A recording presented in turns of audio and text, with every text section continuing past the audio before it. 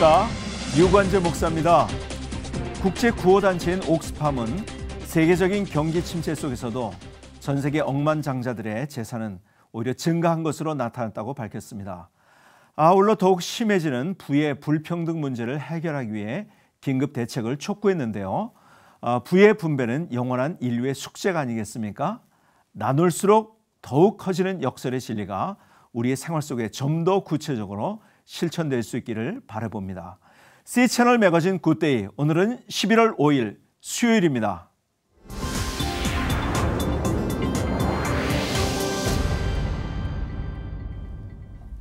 최근 독일에서 자녀를 집에서 교육한 부모가 고발을 당하는 일이 벌어졌다고 합니다.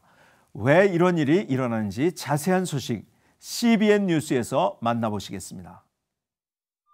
One of the recent recommendations of the panel investigating the Sandy Hook school massacre was for greater government oversight of homeschooling, even though the killer Adam Lanza spent most of his youth in public school and was only homeschooled briefly at age 16.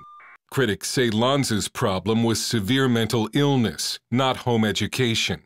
But the announcement by the Sandy Hook panel set off alarm bells and reinforced a suspicion by homeschool advocates that state officials will look for almost any excuse to regulate home education.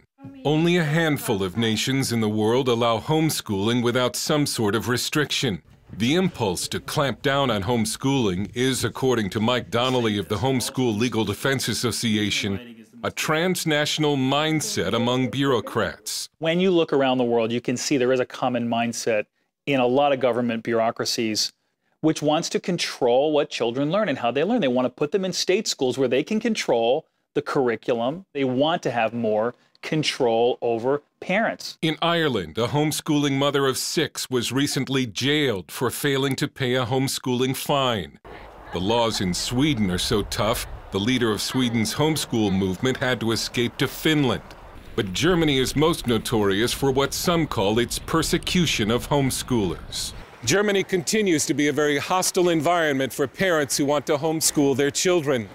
And the German government seems to have shrugged off worldwide criticism that it violates parents' rights. Homeschoolers Dirk and Petra Wunderlich lost custody of their 4 children in a police raid last year. It didn't matter to authorities that the Wunderlichs have created an idyllic setting for their children to learn in, or that the Wunderlich kids are obviously educated, happy, and well-adjusted.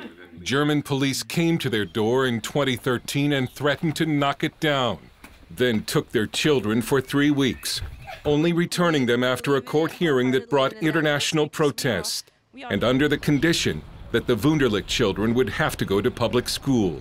The state kept custody, so that if the family tried to flee Germany, they would be hunted down like kidnappers.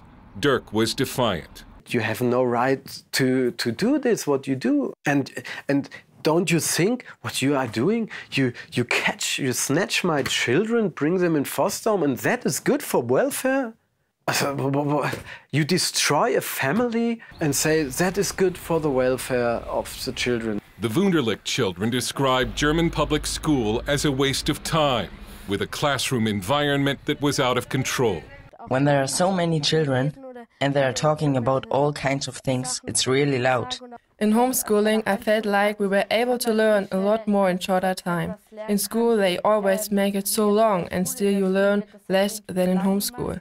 They don't learn anything, they get a brainwashing about reality, and also they learn bad behavior. After a court appeal this year, Dirk and Petra regained custody of their children. They've decided to homeschool them again and face criminal charges. Well, there's no question that the family are going to be prosecuted criminally for homeschooling. If they wanted, the Wunderlichs could flee Germany, but they've decided to stay and fight Germany's homeschooling law. I know that this way I'm going, that is the way of God we have to go, and for this there is nothing to regret or anything. But the Wunderlichs could lose custody of their children again. Dale Hurd, CBN News in Hessen, Germany. 지금까지